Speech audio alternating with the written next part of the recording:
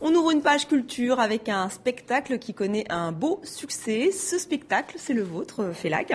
Alors 140 000 personnes ont déjà vu. Tous les Algériens sont des mécaniciens. C'est une belle performance.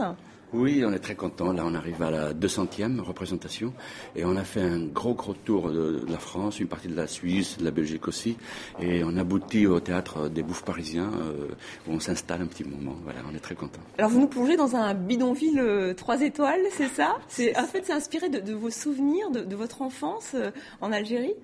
Même de mes souvenirs d'adulte, vous savez, il y a toute une classe moyenne qui est tombée dans la précarisation et qui se retrouvait dans les périphéries des villes à vivre comme ça, enfin pas d'expédient parce que c'est pas vraiment le cas, mais à construire à leur façon, de façon très très anarchique, des logements parce qu'il en manque.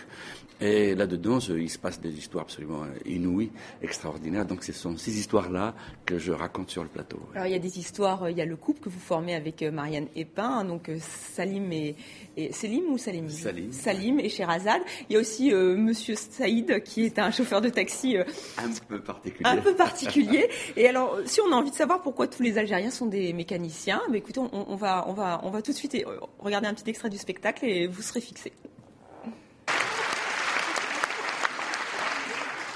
Chaque citoyen, quelle que soit sa tendance, est libre d'émettre son avis et de confronter à ceux des autres dans un débat riche et contradictoire, sans risque de poursuite judiciaire.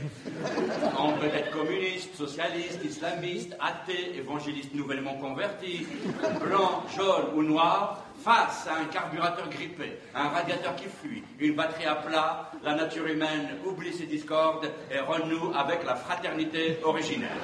Monsieur Saïd ne se lave jamais.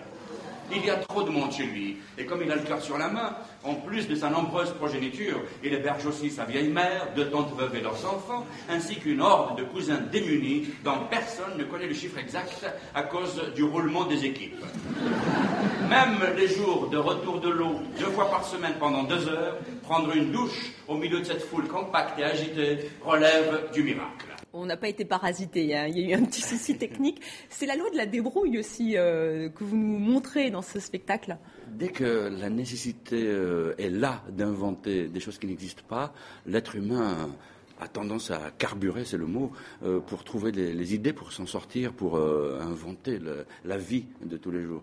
Et donc, c'est le règne de la débrouille, et les Algériens sont des champions de ça, parce que pendant 30 ou 35 ans, le pays était fermé sur lui-même, donc on était obligé de se débrouiller avec ce qu'on avait. Et il fallait le garder le plus longtemps possible.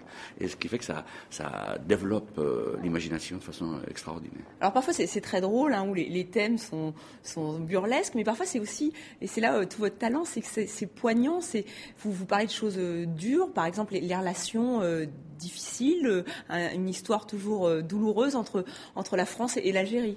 Oui, parce que cette relation-là est très très dure, elle est violente, elle contient une mémoire extrêmement très blessée, très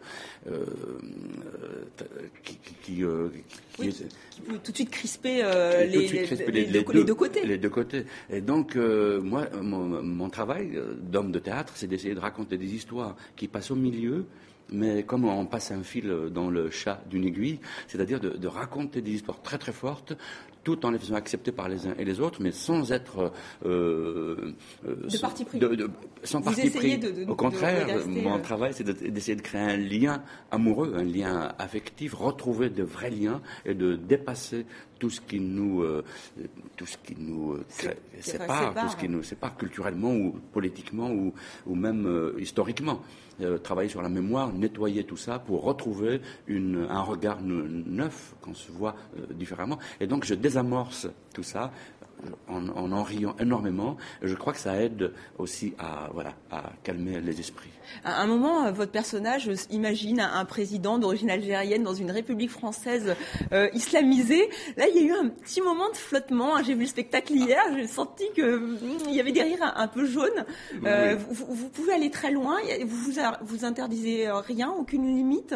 Je ne m'interdis pas à partir du moment où je sais que c'est pour atteindre un but précis, qui n'est pas de la provocation, ni de la violence, ni de la condamnation de mes personnages ou d'un pays ou d'une société. Mais si je sais que c'est pour mener une réflexion qui aboutit à une catharsis, je ne me gêne pas. Par exemple, là, le débat sur l'immigration nationale en France qui crée polémique, ça pourrait vous inspirer pour un spectacle ? Moi, je crois que ce spectacle... L'identité nationale, oui, d'ailleurs, je fais aussi des raccourcis.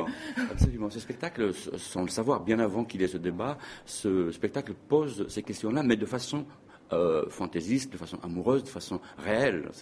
Le texte est en prise directe avec le genre de problème que pourrait créer. Oui. Voilà. Et justement, dans le public, il y a des jeunes, il y a des personnes plus âgées, tout le monde se retrouve ensemble pour rire. On n'oublie pas aussi votre partenaire sur scène. C'est la première fois que vous n'êtes pas tout seul, puisque là, en plus, vous êtes avec quelqu'un que vous connaissez très très bien, donc c'est Marianne Epin. Vous aviez envie de former un couple à l'écran. On forme un couple dans la vie et sur scène. Comme on a beaucoup, ce n'est pas automatique, c'est parce qu'elle a un tempérament qui ressemble tout à fait au personnage que je lui ai donné. On a lu beaucoup de textes ensemble en public, et comme il y avait une complicité formidable entre nous, qui passait très très bien, une connivence assez originale, et donc on avait envie tous les deux de jouer ensemble. Et ce dernier spectacle, je devais l'écrire pour moi-même tout seul, et tout d'un coup, il y a un personnage féminin qui est apparu, et c'est elle. Vous formez un couple très fantaisiste, mais aussi très élégant. Et vraiment, c'est un plaisir, un bonheur de vous voir. Donc, vous êtes au Bouffe parisien, à Paris, jusqu'en avril. Merci beaucoup, Félac, d'être venu sur le plateau de TV5. Vous êtes un des artistes chouchous, on peut le dire, de TV5 Monde. Merci beaucoup. Merci. Voilà.